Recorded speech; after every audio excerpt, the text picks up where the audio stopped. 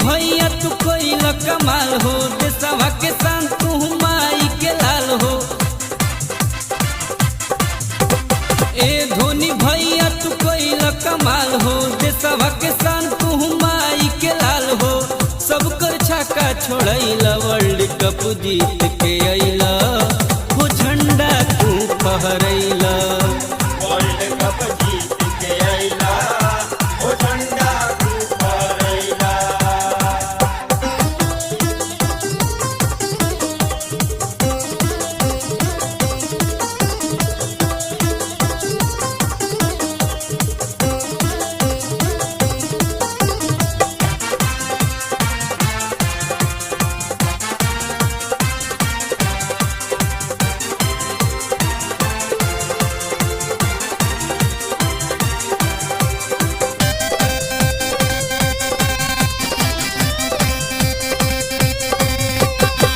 तोहर खातिर बोले जय जय हिंदू मुसलमान हो। माई के तू बेटा हवा, देश के हवा तू शान हो। तोहर खातिर बोले जय जय हिंदू मुसलमान हो। माई के तू बेटा हवा, देश के हवा तू शान हो।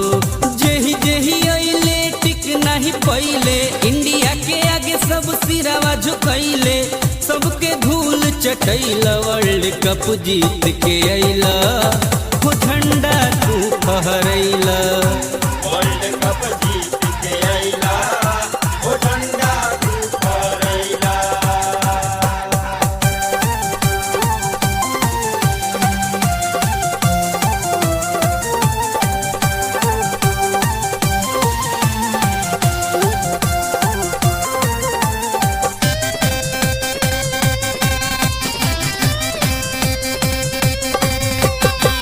बरसों से तो लागल रहे दिल में सबका आस हो।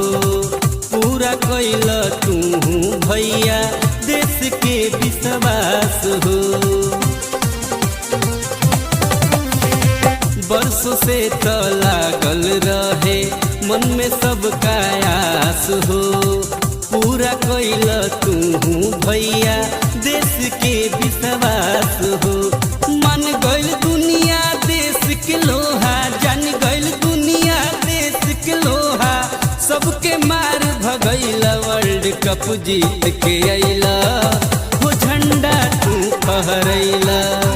वर्ल्ड कप जीत के अइला हो, झंडा तू फहरैला।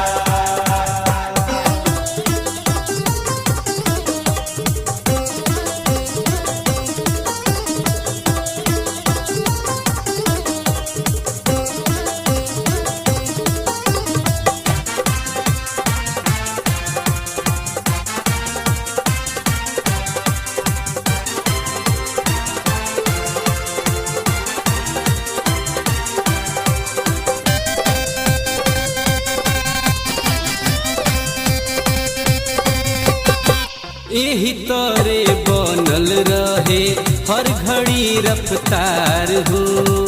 IPL में फिर से एक बेर कोई न चमत्कार हो। एही तरे बनल रहे हर घड़ी रफ्तार हो। IPL में फिर से एक बेर कोई न चमत्कार हो।